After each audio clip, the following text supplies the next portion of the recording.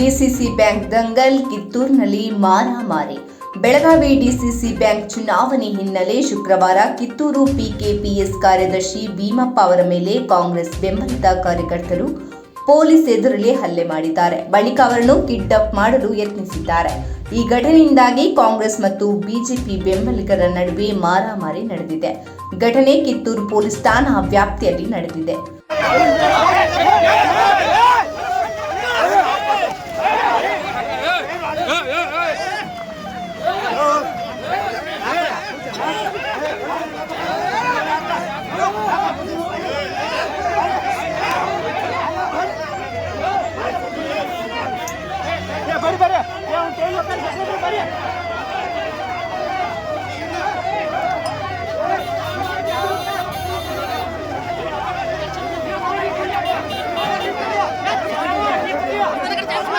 ವರದಿ Manjunath, MK News 9 Kannada, Belagavi.